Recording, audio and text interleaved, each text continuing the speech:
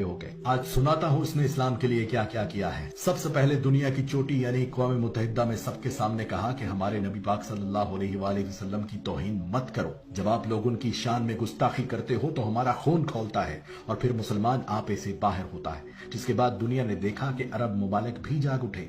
रूसी सदर प्यूटन ने भी हाँ में हाँ मिलाई। चेचनिया के मुसलमान अश अश कर उठे। उर्दगान ने गले से लगाया। मोहम्मद बिन सलमान चलकर पाकिस्तान आया। मलेशिया, कतर, अमारात, ईरान, अफगानिस्तान, बांग्लादेश, गर्ज हर मुसलमान मुल्क ने उस शख्स को खराज तहसीन पेश किया। इसी इस्लामी जमहूरिया पाकिस्तान में कुरान मजीद और दीगर पाक किताबों के लिए इम्पोर्ट किए जाने वाले पेपर तक पे टैक्स लगा हुआ था, जो टैक्स इस इमरान खान ने खत्म कर दिया कि दीनी कुतब हर पाकिस्तानी कम से कम हदिया में खरीद सके। समुंदर पार श्रीलंका में वबा से मरने वालों को जला दिया जाता था। वहां के मुसलमानों की दुहाई सुनकर इस इमरान खान ने श्रीलंकन हुक्मरान को इस बात पर कायल किया कि मुसलमानों को अपने प्यारों को जनाजे पढ़ाने दो, जिसकी बात मानते हुए श्रीलंका की हुकूमत ने कानून बदल दिया। सरवरे कायनात की विलादत पर दरूदो जिक्र मुस्तफा और असम्बलियों में चरागा करके इस वतन की फिजाओं को हजूर के जिक्र से मुअत्तर कर दिया। रहमतुल लिल आलमीन एकेडमी बना दी कि जिसमें उलमा इकराम को शामिल किया और कहा इस कौम के बच्चों को नबी पाक सल्लल्लाहु अलैहि वसल्लम की जिंदगी पर चलना सिखाएं। स्कूलों, कॉलेजों, यूनिवर्सिटियों में कुरान पाक उर्दू में पढ़ना लाजिम करार दे दिया कि इसके बगैर डिग्री भी नहीं दी जाएगी। इय्याका नअबुदु व इय्याका नस्तईन का विर्द करने वाले इस इमरान खान का चर्चा पूरी दुनिया के मीडिया पर हुआ कि इस दुनिया में एक मुसलमान लीडर ऐसा भी है जो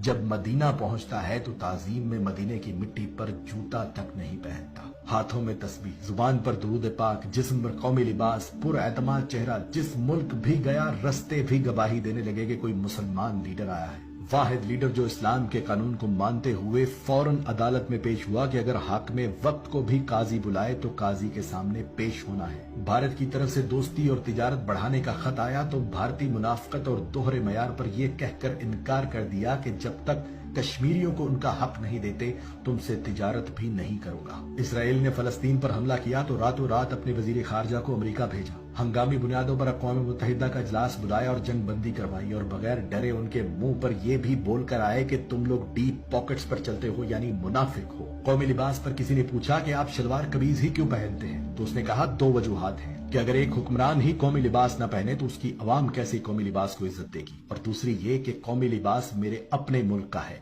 मेड इन पाकिस्तान है, तो मैं चाहता हूं कि हम मेड इन पाकिस्तान चीजें ही इस्तेमाल करें और जब तक मैं खुद मिसाल नहीं बनूंगा दूसरों से भी तवक्को नहीं करनी चाहिए। यहां तक कि बैंक मुलाजमीन को भी कहा कि आप लोग भी कोशिश करें कौमी लिबास पहने, क्योंकि कौमी लिबास में सादा अवाम आपसे ज्यादा एतमाद से बात कर सकते हैं। वो और बात है कि उसके इस मशवरे पर मेरे टीवी चैनल्स पर बैठे फनकारों और तज्जिया निगारों ने मजाक में उड़ा दिया। वाहिद लीडर जिसने बेहयाई खत्म करने के लिए औरतों को कुरान के मुताबिक कहा कि पर्दा करें, कपड़े ठीक पहने, हालांकि ये ऐन हुक्म कुरान है कि अपनी औरतों से कह दो कि जब बाहर निकले तो अपना जिस्म ढांप ले, मगर उस मशवरे पर भी मेरे मीडिया समेत अपोजिशन और तमाम उलमाए इकराम में से भी कोई इसकी हिमायत को ना आया और वो मशवरा भी मजाक में उड़ा दिया गया।